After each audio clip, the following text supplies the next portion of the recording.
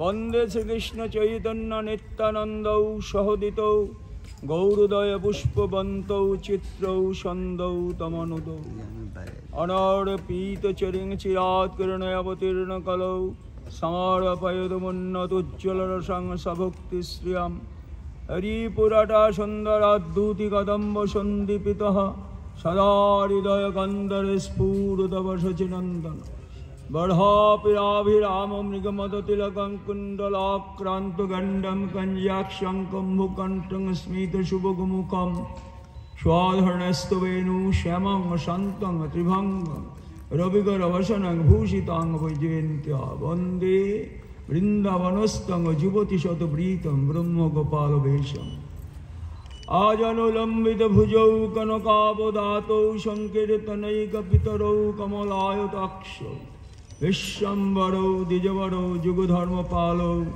वन्दे जगत्प्रियकरौ करुणावतारौ नमोऽस्त्रिकालसत्ताय जगन्नाथसुत सवृत्ताय सपुत्राय सकलत्राय ते नमः तुलसीकाननं यत्र यत्र पद्मवनानि च पुराणपठनं यत्र तत्र सन्निहितहरि तत्रैव गंगा यमुना सिन्धुश्चैव सरस्वती सर्वाणि तीर्थानि वसन्ति तत्र यत्र उच्चदार कथा प्रसंग मुखं करोति वाचालं पङ्गुं लङ्घयति गिरिं यत्कृपातमहं वन्दे परमानन्दमाधवं वंशकल्पतरुर्भस्य कृपा सिन्धुभ्येव च पतितानां पावनेभ्यो वैष्णवेभ्यो नमो नमः भक्तिशास्त्र भागवत सार कर अविरतना शक्ति शुद्ध भक्ति भाव सुनिर्मल श्री श्री हरिपुरुष प्रभु जगद्बंधु सुंदर लेखनी प्रसूतम महावाक्यं शिवसिंहाय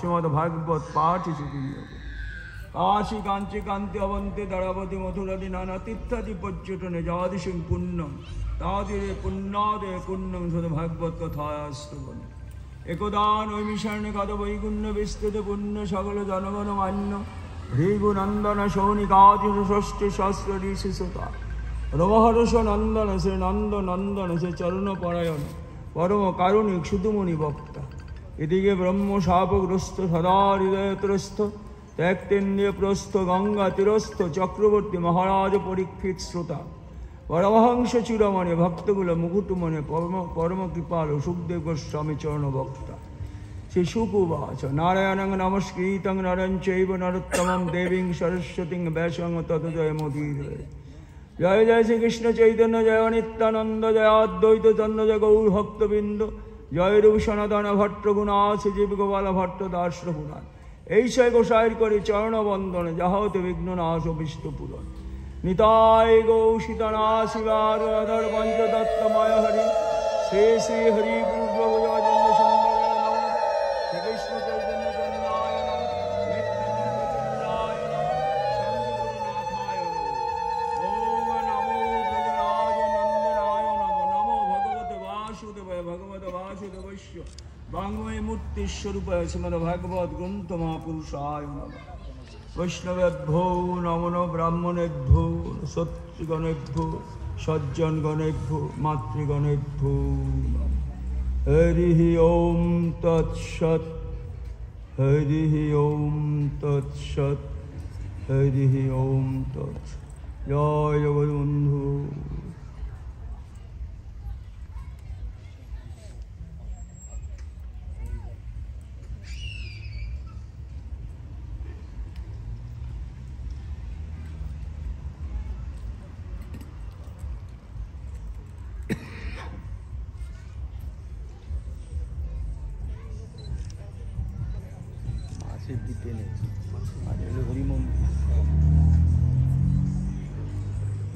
সবাই একটু ধ্বনি দিয়েন।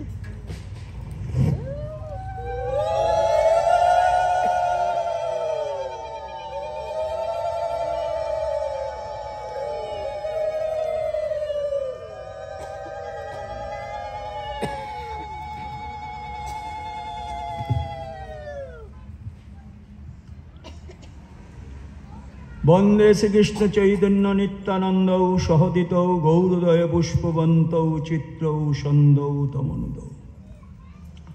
এই শ্লোকটি চৈতন্য চৈতামৃতের মঙ্গলাচরণে এই শ্লোকটিতে চৈতন্য চৈতামৃতকার শ্রী শ্রীকৃষ্ণদাস কবিরাজ গোস্বামীচরণ কলিহত জীবের জন্য এক অভিনব সংবাদ পরিবেশন করেছেন। অভিনব সংবাদটি হলে বলছেন পুষ্পবন্তৌ সহোদিতৌ। পুষ্পন্ত শব্দে চন্দ্র এবং সূর্যকে বোঝায়, আর সহোদিতৌ শব্দে একই সময় উদিত হয়েছে এরূপ বোঝায়। তাহলে অর্থ দ্বারায় একই সময় চন্দ্র সূর্যের উদয় হয়েছে, কিন্তু আমরা সকলেই জানি একই সময় চন্দ্র সূর্য ওঠে না। দিনের বেলায় সূর্য ওঠে, রাতের বেলায় চন্দ্র ওঠে, কিন্তু শ্লোকে বলেছেন সহোদিত।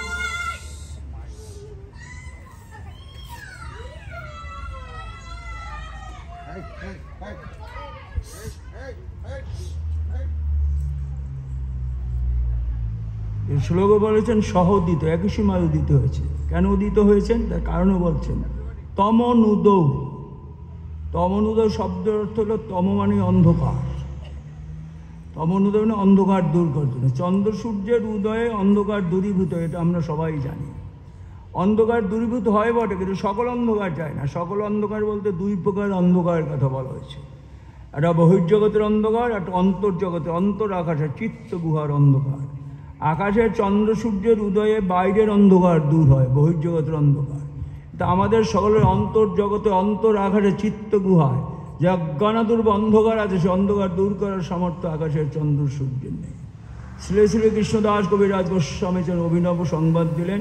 তাদের দুটো আশ্চর্য সংবাদ পাই। কি কি? এক অদ্ভুত সমকালে দোহারো প্রকাশ, আর এক অদ্ভুত চিত্ত গুহার তম করে নাশ। এক অদ্ভুত হলে একই সময় চন্দ্র সূর্যের উদয় হয়েছে, আর একটা অদ্ভুত হলে আমরা অন্তর আকাশ অন্ধকার বিনাশ।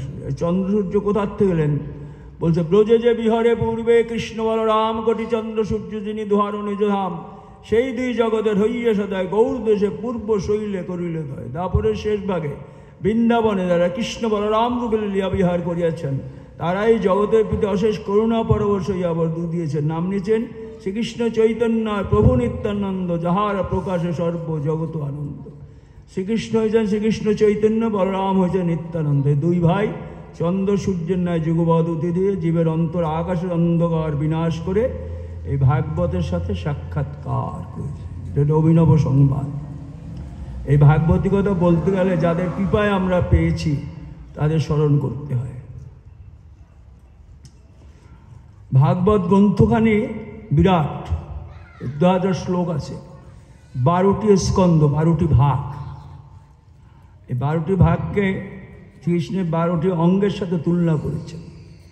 প্রথম দুটো স্কন্ধ হল শ্রীকৃষ্ণের 2টি চরণ, তৃতীয় চতুর্থ পার্শ্বদের, সপ্তম অষ্টম দুখানি বাহু, নবম শ্রীকৃষ্ণের হৃদয়, দশম শ্রীকৃষ্ণের প্রফুল্ল বদন, একাদশ শ্রীকৃষ্ণের ললাট, আর দ্বাদশ শ্রীকৃষ্ণের মস্তক। এইভাবে কোনো কোনো আচার্যপাদ আস্বাদন করেছে ভগবান শ্রীকৃষ্ণের লীলা কথা।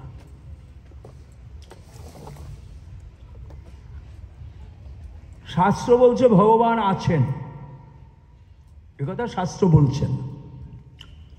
আর ভাগবতে কি বললেন? শুধু আছেন না, ভগবান আসেন, জীবের দ্বারে আসেন, মোর পুত্র মোর সখা মোর প্রাণবতী রূপে আসেন। এলো অভিনব বার্তা ভাগবতের। শাস্ত্র বলছে ভগবান আছেন, আর ভাগবতে এসে বলছে ভগবান আছেন না, আসেন, জীবের দ্বারে আসেন, মোর পুত্র মোর সখা মোর প্রাণবতী রূপে আসেন।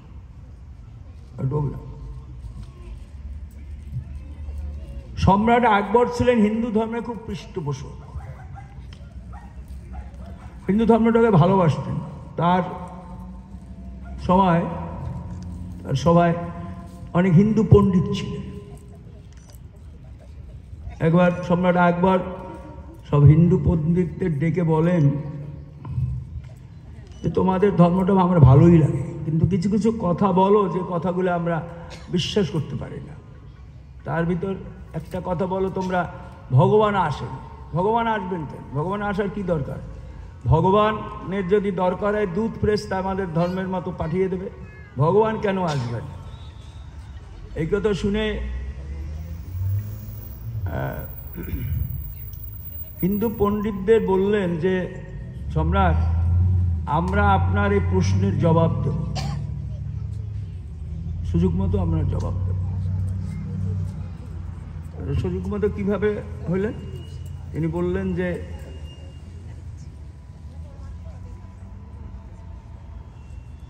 সম্রাট আকবর হিন্দু ধর্মের পৃষ্ঠপোষক ছিলেন। মাঝে মাঝে সম্রাট আকবর নৌকা ভ্রমণে যান। একবার নৌকা ভ্রমণে যাবে, আর তার পুত্র সেলিম সেও মাঝে মাঝে তার সাথী হয়। তো সকালে উঠে সম্রাট আকাশের অবস্থা দেখে পুত্র সেলিমকে বললেন কি, বাবা তুমি আজকে নৌকা ভ্রমণে যেও না, আজকে আকাশের অবস্থা ভালো না, তো জানি নৌকায় ঝড় বৃষ্টি হয়ে যেতে পারে, তো তোমাকে নিয়ে বিপদ হবে। তো সম্রাট নৌকায় এসে দেখেন তার আগেই তার পুত্র সেলিম এসে নৌকায় শুয়ে আছে। সম্রাট সকলকে বলল, ছেলেটা আমার কথা শুনলো না, আমি এত করে বারণ করলাম। নৌকা সবাই বললে, সম্রাট আপনি এত চিন্তা করছেন কেন, আমরা এতজন আপনার সাথে আছি, আপনার পুত্র কোনো বিপদ হলে আমরা কি বসে থাকবো? আপনি একটু চিন্তা করবেন না, চলুন। নদী চলছে, নৌকা চলছে নদীতে, চলতে চলতে হঠাৎ একটা কিছুদিন ধাক্কা লাগলো। ধাক্কা লাগতেই নৌকাটা একটু কাত হয়ে গেল। কাত হয়ে যেতেই ওই যে সেলিম শুয়েছিল না, গড়িয়ে নদীতে পড়ে গেল। যেই পড়ে গেলে শাহজাদা পড়ে গেছে, শাহজাদা সেলিম পড়ে গেছে, সেলিম পড়ে রব উঠে গেল চারিদিকে। যেখানে মাঝি মাল্লার সব ঝাঁপিয়ে পড়ল। রাজা যাকে বলছেন তারা তো ঝাঁপিয়ে পড়েছে, যাকে বলেননি তিনিও ঝাঁপিয়ে পড়েছে। অবশেষে শেষে দেখা গেল স্বয়ং রাজা নিজে নদীতে ঝাঁপ দিয়ে পড়লেন। ঝাঁপ দিয়ে পড়ে যখন সেলিমকে তোলা হলো, দেখা গেল তার পুত্র সেলিম না, সেলিমের মধ্যে ডামি তৈরি করেছে। সম্রাট তো সাংঘাতিক রেগে গেলেন, আমার সাথে এরকম চতুরতা কার, এত বড় সাহস। হিন্দু পণ্ডিতরা তো একটা বুদ্ধি করেছে, ওরা বললো সম্রাট আপনি এত উত্তেজিত হবেন না, আপনি ভিজা কাপড় টাপড় ছাড়ুন, শুকনো বস্ত্র পরে দরবারে বসবেন, দরবারে বসে যে এমনটি করেছে তাকে উচিত শিক্ষা দেবেন, শাস্তি দেবেন। তাই সম্রাট দরবারে বসছে। এখন কে করেছে এই কাজটি, আমার সাথে চতুরতা। তখন হিন্দু পণ্ডিত কয়েকজন এসে বললেন কি, সম্রাট আপনার তো বিচার করে শাস্তি দেবেন ঠিকই আছে, আমাদের কাছে একটা ছোট্ট প্রশ্ন আছে। কি প্রশ্ন? আপনার পুত্র অর্থাৎ আমাদের সেলিম, শাহজাদা সেলিম নদীতে পড়ে গেছে। বলার সাথে সাথেই কত মাঝি মাল্লা যারা ছিল সবাই ঝাঁপিয়ে পড়লো। আপনি যাদের বলছেন তারাও নদীতে ঝাঁপিয়ে পড়েছেন, তাই তো? শেষে আপনি নদীতে ঝাঁপ দিলেন কেন? এটা তো কারণ বুঝতে পারছি না। এত লোক থাকতে আপনি নদীতে ঝাঁপ দিলেন কেন?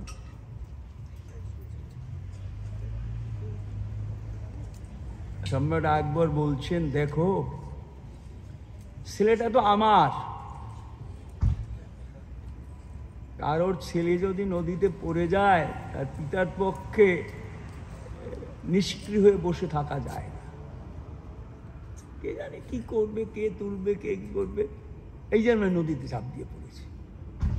যে বললেন, হিন্দু পণ্ডিত বললেন, সম্রাট আপনি আমাদের কাছে একটা প্রশ্ন করেছিলেন না, তো তোমাদের ভগবান আসেন কেন? উত্তরটা পেলেন তো? আমাদের ভগবান আমাদের এত ভালোবাসে, আমাদের বিপদ দেখলে তিনি আর নিজে থাকতে পারেন না, গোলক থেকে ভুলোকে নেমে আসেন, অনুগ্রহে ভূতারা মানসিং তনুমাশ্রিতম। ভগবান আসেন, ডাকেন, এলো ভাগবতী বার্তা। ভগবান আসেন, ভগবান ডাকেন, ভগবান। আমরা শ্রীমদ্ ভাগবতের দশম স্কন্ধের ত্রয়োবিংশ অধ্যায়,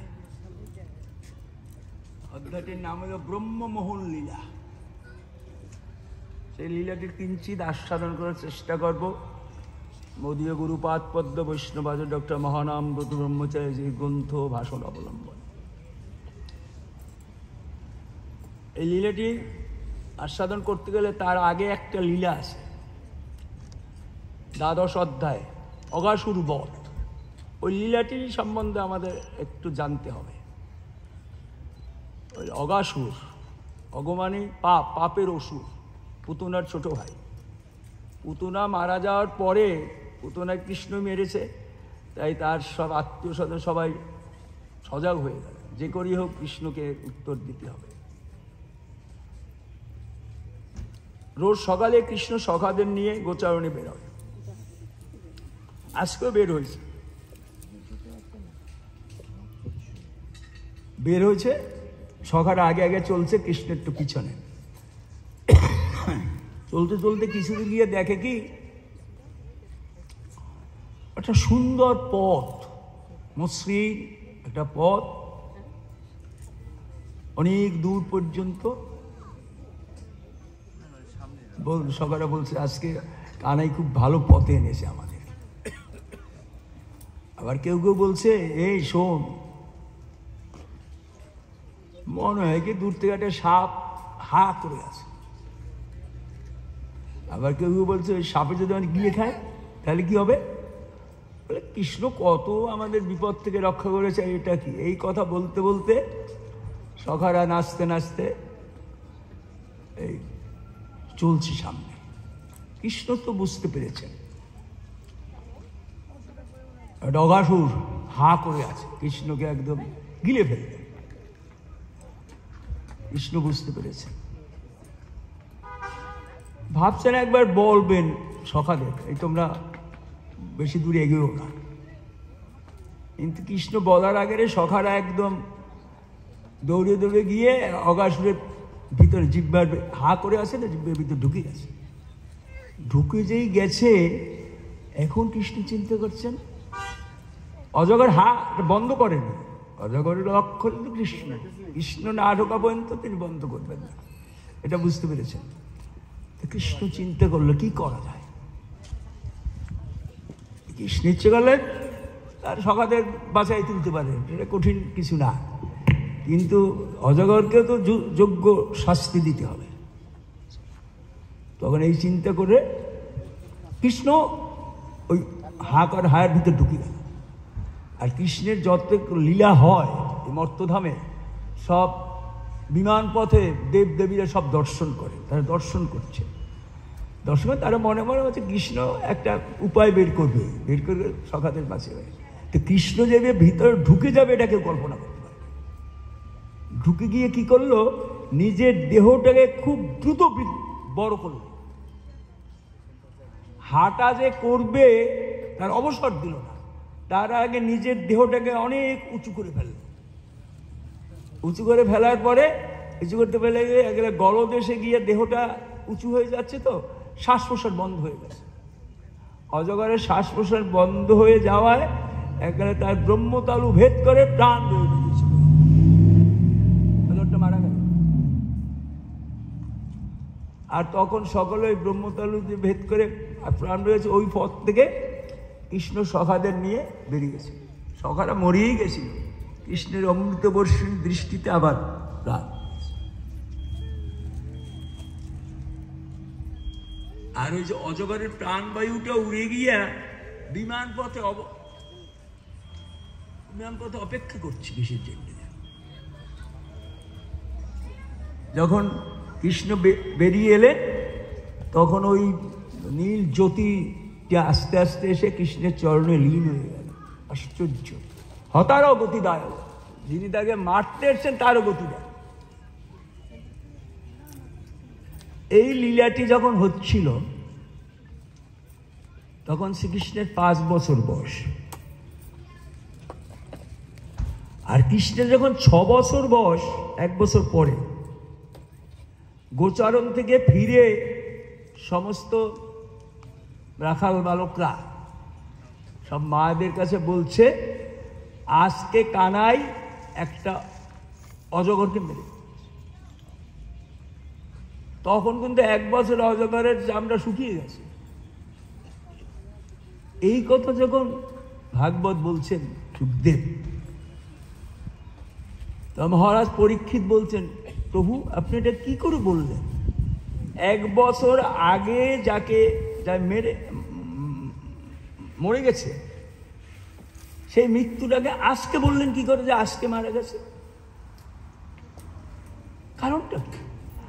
আপনি কখনো মনে করবেন না যে কৃষ্ণ কথা শুনতে শুনতে আমার এমন অবস্থা হয়েছে যে আর শুনতে চাই না, তা নয়, তা মনে করবেন না। আপনি জানেন তো আমার কুলের ঠাকুর,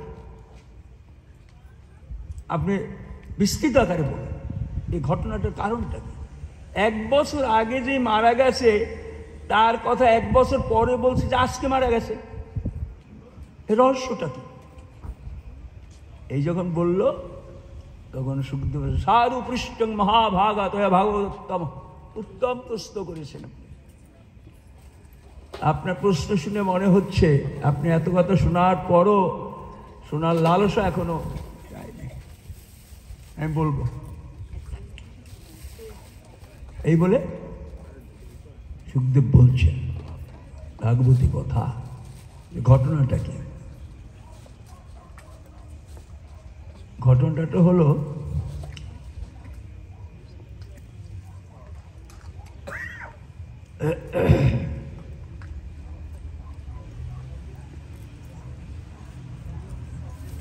কৃষ্ণ বেরিয়ে এসে সব সখাদের নিয়ে একটা ভালো জায়গা দেখে শুনে বসলেন। একটা বৃক্ষ আছে, বৃক্ষের ছায়া পাবে, পাশে নদী বয়ে যাচ্ছে, আর জল পাবেন।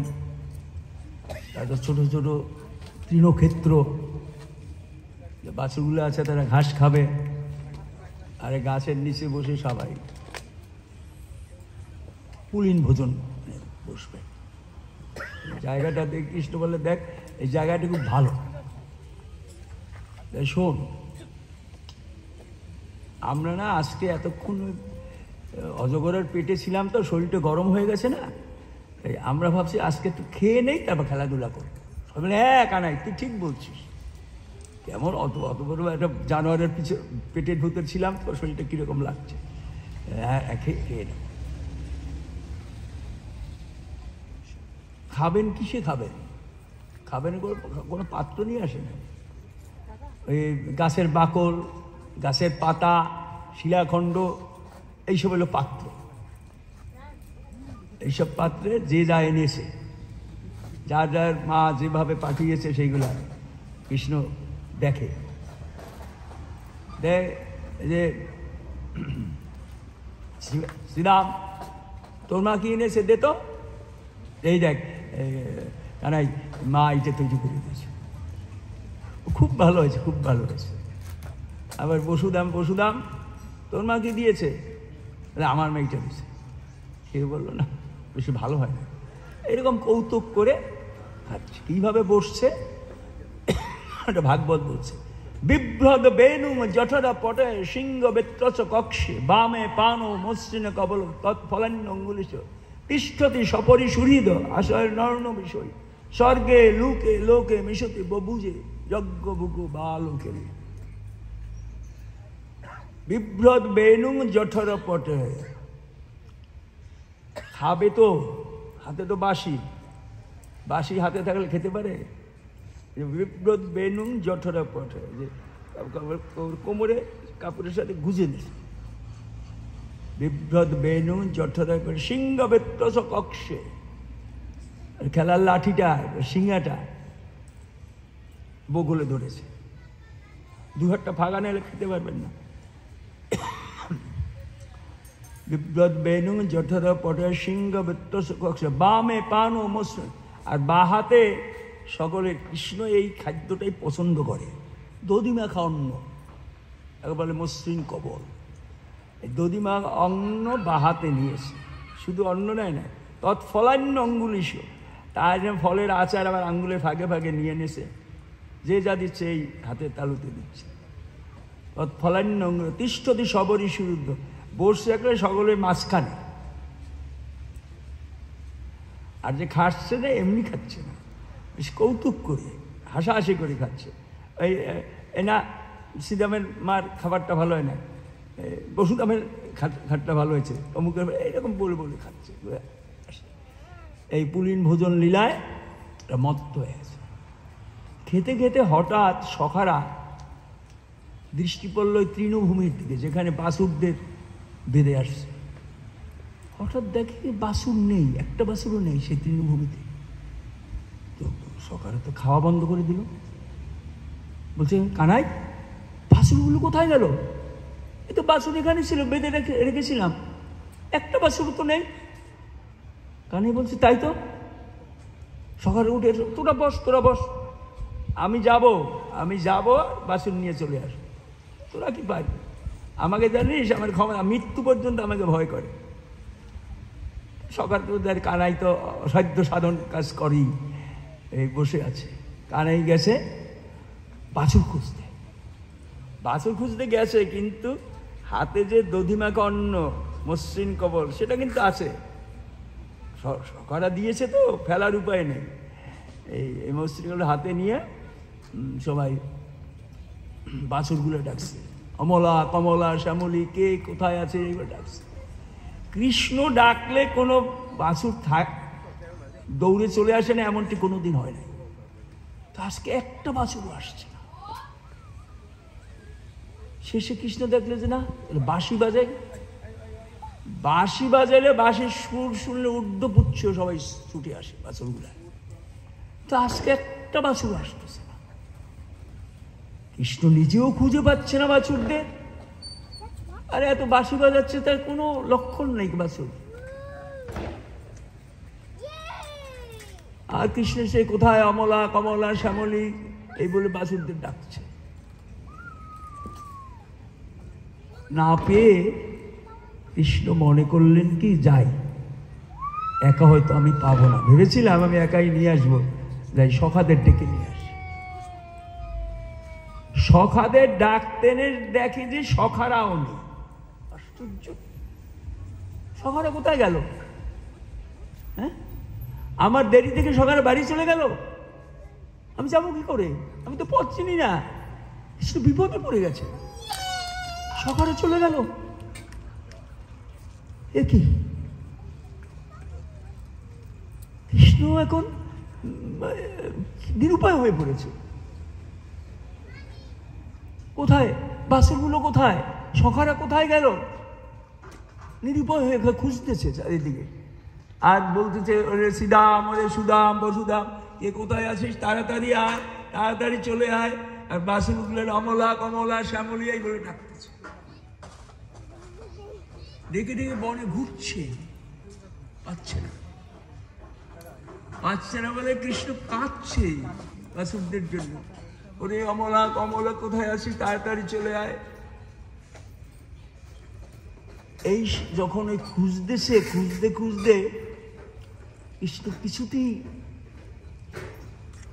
বুঝতে পারছি না কি হলো ঘটনা। খালি খুঁজছে। কৃষ্ণ যখন লীলায় আসেন, সব শক্তি নিয়ে আসেন। তিনটে শক্তি তার কাছে কাছে থাকে।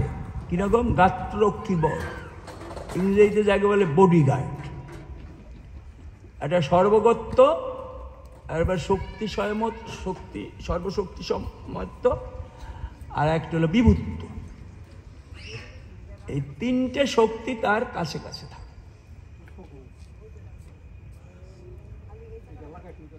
এদের কাজ হইল কি, বডিগার্ড থাকে, যে মালিকের যখন বিপদ আসে তখন এরা তার কাছে আসে। কৃষ্ণ এখন বিপদগ্রস্ত, কিছুই বুঝতে পারছে না। তখন সর্বগত্য শক্তি এসে জানালো, সহসা কৃষ্ণের সর্বং বিধিকৃতং কৃষ্ণ সহসা অপজাগম। ওহো, বুঝলাম, সর্বং বিধিকৃতম। ও আচ্ছা, বুঝলাম এবার। সব ব্রহ্মার কাজ। এই কৃষ্ণ যখন লীলা করেন ধরাধামে, বিমান পথে সব দেবদেবীরা দর্শন করে। ওই যখন অগাসুরকে মারলো, তখন তারা হাই হাই করছিল, কি ঠাকুর ভিতর ঢুকে গেলেন কেন? ঠাকুর তো বাইরে থেকে করতে পারতেন। তারপর যখন ওদের আবার সৃষ্টিকে নিয়ে আসলো, তখন তারা তখন তারা জয়ধ্বনি উলুধ্বনি এগুলো করছে স্বর্গ, আর ব্রহ্মলোক থেকে ব্রহ্মা দেখছে, এটা ব্রহ্মা দেখছে যে এই হলো কৃষ্ণ, এই ভগবান। আচ্ছা দেখি একটু ব্রহ্মা কি করলেন, তার বাছুর এবং গোপবালকদের সব চুরি করে নিয়ে গেল, হরণ করে নিয়ে ব্রহ্মকুণ্ডে মায়া সজ্জায় তাদের শায়িত করে রেখেছে। কৃষ্ণ বুঝতে পারলেন, আচ্ছা ঠিক আছে।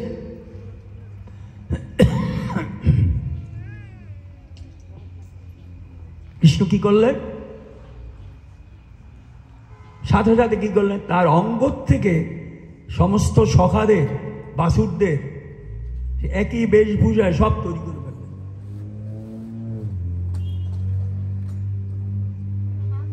যাবৎ বৎস বৎস কালম করাং দিতং, যাবৎ শিলগুণাদি আকৃতি বয়ং, যাবৎ সৃষ্টি, যাবৎ যার যেমন রূপ, যার যেমন অঙ্গ কান্তি, সর্বং বিষ্ণুময়ং জগৎ রিঙ্গবদজ সর্বস্বরূপ বহু, সব তৈরি করে দিয়েছে। যত বুঝো বালকরা ছিল তাদের যার যেমন রূপ, যার যেমন আকৃতি প্রকৃতি, সব যেমন বাছুরগুলো ছিল সব একই রকম, সব তৈরি করে সেদিন থেকে তাদের নিয়ে আবার গোচারণের পর চলে যায়। বলরাম সেদিন আসেন না। ওই দিন গোচারণ দিয়ে ফিরে যখন যায়, একটা কথা আগে বললে ভালো, একটা সমস্ত মায়েদের, বুঝো মায়েদের আর গাভীদের মনের একটা বাসনা, যখন গোচারণ থেকে ফেরে সবাই উন্মুখ হয়ে থাকে গোপালের দিকে। প্রত্যেক মায়েরা গোপালকে আদর করে, তারপর আরেক মায়ের কাছে যায়, যেতে যেতে শেষে যশোদার কাছে যায়। আর গাভীদেরও বাছুরগুলো, গাভীরা সকলে প্রথমে কৃষ্ণকে আদর করে। কৃষ্ণের আদর তো বাছুরদের জীব দিয়ে ভাল লাগে না, পরে ওই মায়েদের এবং গাভীদের মনের বাসনা যে আমার ছেলেটি যদি কৃষ্ণ হতো, সারা রাত কৃষ্ণকে আদর করতে ওদের কাটাতাম। গাভীদেরও মনের বাসনা আমার ছেলেটি যদি কৃষ্ণ হতো, আমার বাছুরটি। এই ভাবনাটা ছিল। এই লীলায় সেই ভাবনার উত্তর পাওয়া যাবে। তো কৃষ্ণ কি করলো, নিজের অঙ্গ থেকে সব, যে যেরকম বাছুর, যে যেরকম গোপাল, বালগোপাল রাজা যেরকম ছেলেরা সব নিজের অঙ্গ থেকে তৈরি করে, যার যেমন আকৃতি প্রকৃতি, যার যেমন বসন ভূষণ, সব যাবৎ বৎসব কল্পাদি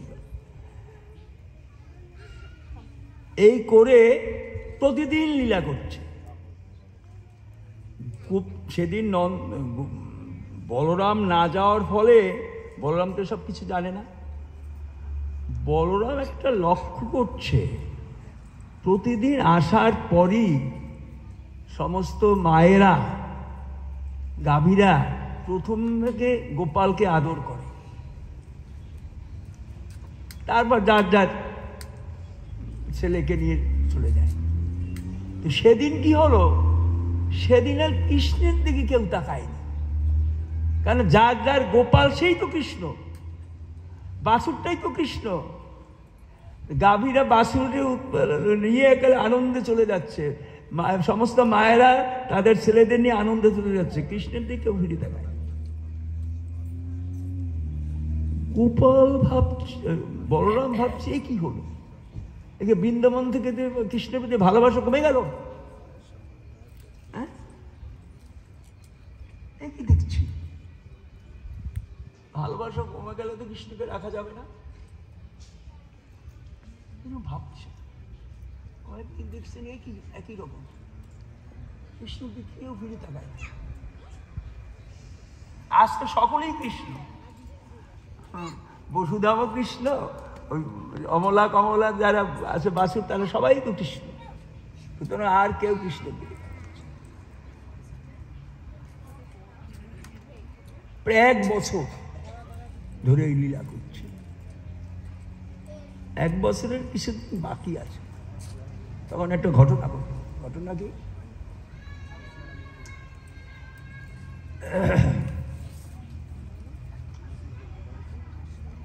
গোবর্ধন পর্বতের পাদদেশে বৃদ্ধ গোপেরা তাদের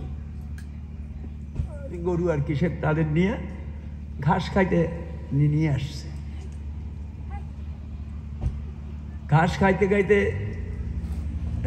অগ্রসর হতেই ওখান দিয়ে নিচে দেখা যাচ্ছে, নিচে ওই ব্রজ বালক আর এই যে বাছুরগুলো লীলা করছে কৃষ্ণ যাদের নিয়ে, তাদের দেখে না ওই যে বৃদ্ধ বড়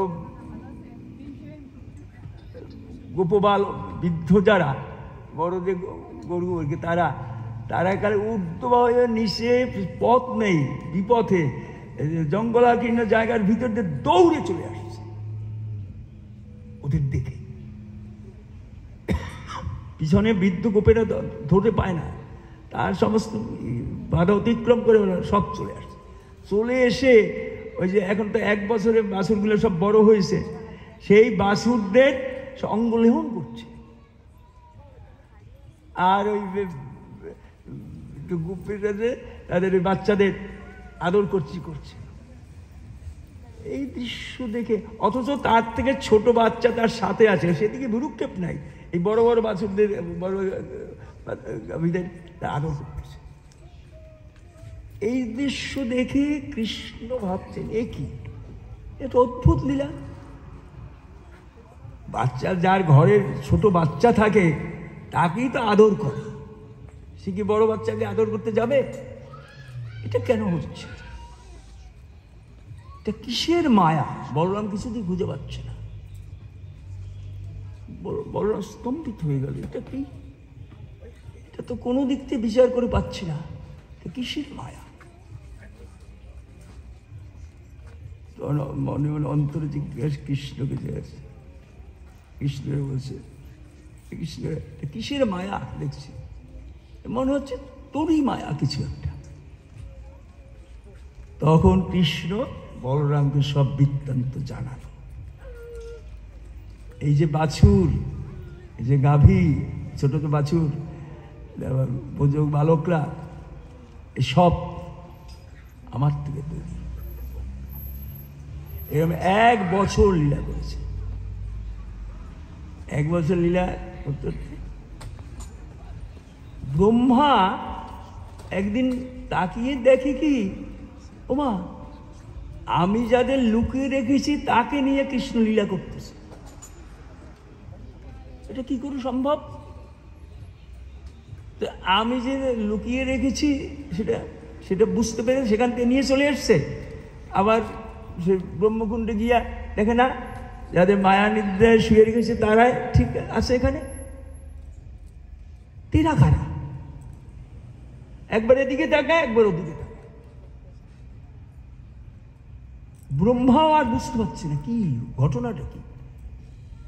মনে করছে যে আমি যে লুকিয়ে রেখেছি, ওদের মায়া নিদ্রায় শুয়ে রেখেছি, বোধহয় এদের নিয়ে গেছে শুরু করে। না, তারা তো আছে এখানে, আবার এটাও আছে। কোনটা আসল কোনটা নকল, ব্রহ্মা মুগ্ধ হয়ে গেছে, ব্রহ্মমোহন তিনি মুগ্ধ হয়ে গেছে। এই কি, এটা কিসের লীলা হলো? এই দেখতে দেখতে দেখতে দেখতে হঠাৎ কৃষ্ণকে দর্শন করলেন। কৃষ্ণ সে মাঠের ভিতর দাঁড়িয়ে আছে, সেই সখাদের দেওয়া দধিমাকে অন্ন নিয়ে দাঁড়িয়ে আছে, হাতে অন্ন নিয়ে দাঁড়িয়ে আছে, আর সখারা চারিদিকে দাঁড়িয়ে আছে। দেখতে দেখতে ব্রহ্মা দেখছেন অগণিত ব্রহ্মা দাঁড়িয়ে আছে। প্রত্যেকটি মূর্তি তো কৃষ্ণ স্বয়ং ব্রহ্মার খবর জানেন যে ব্রহ্মা। আরে ব্রহ্মা যখন এই কাজটা করে ব্রহ্মলোকে চলে গেছেন না, তখন আর একটা ঘটনা ঘটেছে। ব্রহ্মলোকে এই ঢুকতে গেছে না, দারোয়ান বলছে, এই আপনি কে, আপনি কেন ঢুকছেন? সে কি, আমি ব্রহ্মা, তুমি চেনো না আমাকে? অনেক সাজলেই ব্রহ্মা হওয়া যায় নাকি? চিনি, এরকম আমার ব্রহ্মা আজকে কোথাও বেরোয় নাই, ভিতরে আছে, বিরাট উৎসব হচ্ছে সব। তুমি আমাকে চিনতে পারছো না, আমি ব্রহ্মা? আরে ওরকম বললেই ব্রহ্মা হওয়া যায় না, আমরা খুব ভালো চিনি। ব্রহ্মা মনে করলো সর্বনাশ, এই যে গরু চুরি করেছি না, তার ফলটা এখন পাচ্ছি। ও তাহলে কি করবেন? কিন্তু বুঝতে পারলেন, ব্রহ্মা বলছে, আচ্ছা আমি যাব না ভিতরে। তুমি কি বললে, কি উৎসব হচ্ছে, একটু দেখবো আর কিছু না, ভিতরে কিন্তু ঢুকতে পারবে না। না, দরজা ফাঁক করে দেখছে বিরাট, তার আসনে একটা কোটিগুণ উজ্জ্বল ব্রহ্মা বসে আছে, আর সব দেবদেবী আছে, আনন্দ উৎসব হচ্ছে। ওই উজ্জ্বল সে ব্রহ্মা জিজ্ঞেস করছে দারোয়ানকে, দারোয়ান তোমার পাশে কে? বলে, প্রভু একদম ব্রহ্মা সেজে যেতে চাইছিল, তাই আমার কাছে ধরা পড়ে গেছে। না বের করে দাও, একদম বের করে দাও, ওখানে রাখবে। ব্রহ্মা বলো, চুরির সাজা পেলাম এবার। এখন ব্রহ্মা আসছে, ব্রহ্মা সব দেখছেন। ব্রহ্মা কি দেখছেন? একবার দেখে গেলে গোপাল দাঁড়িয়ে আছে দধিমা কর্ণ নিয়ে, আর সখারা আছে। একটু পরই দেখে যে অসংখ্য ব্রহ্মা রূপে দাঁড়িয়ে আছে। ব্রহ্মা একই ব্রহ্মার যার জন্ম হয়েছে তার খবর জানে, এত ব্রহ্মার খবর তো সে জানে না। চারিদিকে দেখে যে অজস্র ব্রহ্মা দাঁড়িয়ে আছে। ব্রহ্মা দেখে আর হংস বেশে বসে থাকতে পারল না, নিচে পড়ে গেলেন। অজস্র এক ব্রহ্মা যার নাভি কমলে জন্ম হয়েছে, সে এক ব্রহ্মের খবর জানেন। এত ব্রহ্মা চারিদিকে। হঠাৎ দেখলেন কি, ওই সব ব্রহ্মা এসে ওই যে দধিমাকে অন্ন নিয়ে গোপাল দাঁড়িয়ে আছে তার দেহে সব আস্তে আস্তে লীন হয়ে গেল, সব লীন হয়ে গেল। এই দেখে ব্রহ্মা আর কিছুতেই থাকতে, একদম চরণে পড়ে গেলেন। চরণে পড়ে গিয়ে এই ব্রহ্মা, এটা হলো ব্রহ্মমোহন লীলা, মোহিত হয়ে গেছে। ব্রহ্মা দেখতে চাইছিল কেমন কি ঠাকুর এদের চুরি করলো, এদের উদ্ধার করলো, আমি একটু দেখি, একটু পরীক্ষা করতে চেয়েছে। পরীক্ষা করতে গিয়ে নিজেই মুগ্ধ হয়ে গেলেন ব্রহ্মা। কৃষ্ণের অপরূপ সূর্য রাশি দেখে ব্রহ্মা একেবারে ছোট বাচ্চার ন্যায় শুয়ে পড়ল। এলো ব্রহ্মমোহন লীলা। ওই ব্রহ্মমোহন লীলায় ব্রহ্মার মুগ্ধ হয়ে গেলেন কৃষ্ণের অপরূপ বিপুর রাশি। একই দেহে একবার দেখছে গোয়াল ছেলে গাভী, আবার সেই দেহেই দেখে অসহ্য ব্রহ্মা। এটা ব্রহ্মা রূপ দেখে মুগ্ধ হয়ে গেলেন। ব্রহ্মা তখন আর কি করবেন, হাত জোর করে নমস্কার করে বলছেন। এবার ব্রহ্মার স্তব আছে, আর একটা বিরাট অধ্যায় স্তব বলছে যে, ঠাকুর কি বলবো, আমি তোমাকে পরীক্ষা করতে গেছিলাম। জোনাকি পাখি যদি সূর্যের সাথে তুলনা করতে যায়, যার অবস্থা হয় ঠিক তদ্রুপ। আমি একটা ব্রহ্মাণ্ডের মালিক, আর তোমার দেহ থেকে অজস্র ব্রহ্মাণ্ড আসছে আর যাচ্ছে, আমি কি করব? নৌমিদ্য তব্ধব পুষে তরিতাম্বরে গুঞ্জবতংশ পরিপিচ্ছল সন্মুখায় বন্যস্য যে কবল বেত্র বিষণবন লক্ষ্যস্য মৃদুবদ পশুপাঙ্গ যায়। নৌমিদ্য তোমাকে স্তবনীয়, তোমাকে স্তব করতে হয়। তোমার স্তব করে বলছি, তোমার দেহের কি সুন্দর।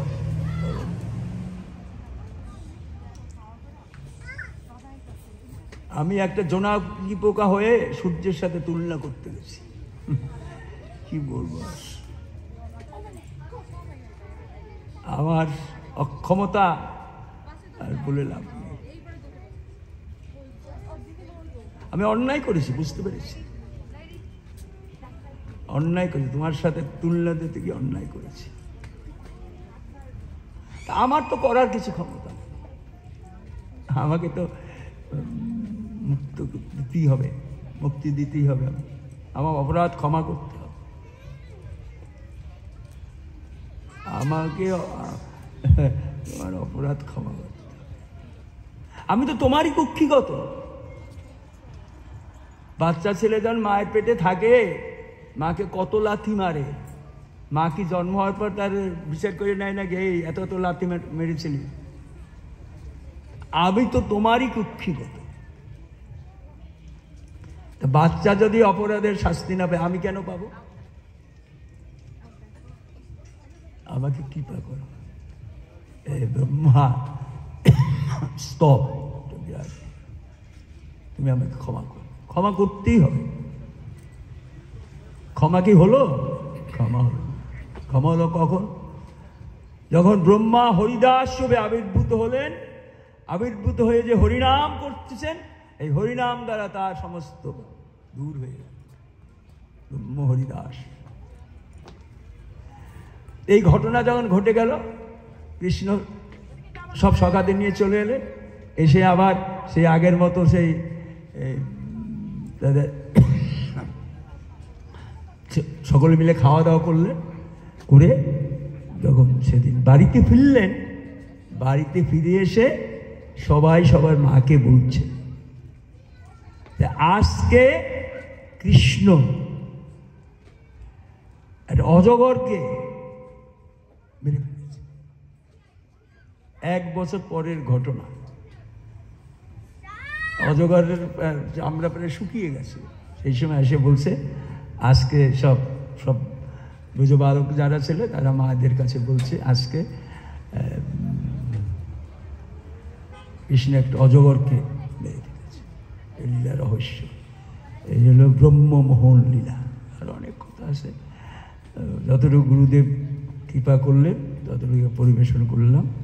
আজ এখানেই থাকে। রাধা কৃষ্ণ প্রেমানন্দে হরি হরি পুরুষ প্রভু জগৎ সুন্দর প্রেমানন্দে হরি হরি নিতাই গো সীতানাথ প্রেমানন্দে হরি হরি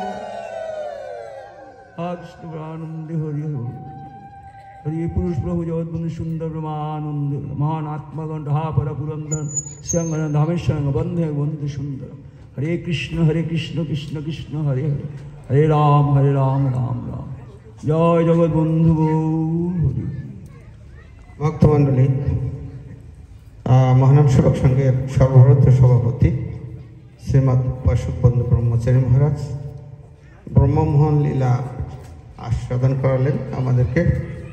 তো আপনারা যারা মহারাজকে প্রণাম করতে চান আপনারা দয়া করে এদিক থেকে আসবেন, মহারাজকে প্রণাম করে আপনারা আবার যারা আসনে গ্রহণ করবেন। আমরা পাঠান্তে কীর্তন করব, তারপরে অন্য অন্য হয়তো কীর্তন হবে। আপনারা একটু দয়া করে নীরব